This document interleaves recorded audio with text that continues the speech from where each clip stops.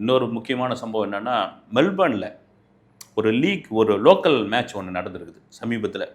அப்படி மெல்பர்னில் எல்லாரும் உட்காந்துன்னு அந்த மேட்ச் ரொம்ப முக்கியமான மேட்ச், க்ரௌடு அதிகமாக வந்திருக்குது. அப்போது ஒரு நபர், அவர் ஒரு ஆஸ்திரேலியன் தான், ஒரு ரசிகர், அப்படி உள்ளே போயிருக்காரு. இந்த செக்யூரிட்டிங்க அவர் டிஷர்ட் அப்படி பார்த்துருக்காங்க. பார்த்த உடனே என்ன பண்ணிட்டாங்க, அவனை பிடிச்சிக்கிட்டு அப்படி தூக்கின்னு வந்துட்டாங்க. தூக்கின்னு வந்து பார்த்த உடனே, இந்த மாதிரி வாசகம் போட்ட டிஷர்ட்லாம் போடாது, இந்த வாசகத்தெல்லாம் மறை, இல்லைன்னா டிஷர்ட்டை கழிட்டுட்டு வேற போடணும்னு அந்த பையன் கம்முன்னு தான். இதில் ஒன்றும் தப்பு கிடையாது அப்படின்னு, இதில் ஒன்றும் தப்பு கிடையாது, இருக்கட்டுமே அப்படின்னா அதெல்லாம் கிடையாதுன்னு அந்த டிஷர்ட்டில் என்ன போட்டுருந்தா, இம்ரான் கானை விடுதலை செய் அப்படின்னு.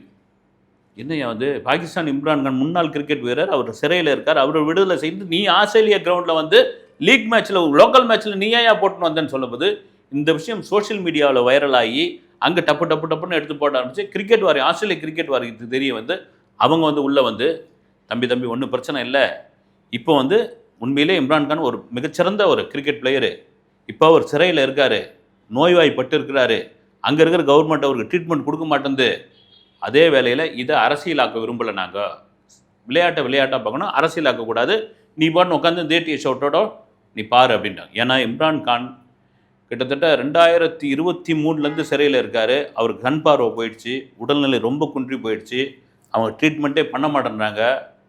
இங்கே இருக்கிற சுனில் கவாஸ்கர், அப்புறமா வந்து ஸ்ரீகாந்த், வென்சர்கார், ரிக்கி பாண்டிங், மைக் அசி, நிறைய பிளேயர்ஸ் வந்து ஒரு லெட்டர் எழுதி பாகிஸ்தான் கவர்மெண்ட்டுக்கு அவருக்கு ட்ரீட்மெண்ட் கொடுங்க, அவருக்கு மறுவாழ்வு கொடுங்க. 92 உங்களுக்கு உலக கோப்பை வாங்கி கொடுத்தாங்க, அதே ஆஸ்திரேலியாவில் தான், அதனால தான் அந்த பையன் அங்கே போட்டுன்னு வந்துக்கிறான்.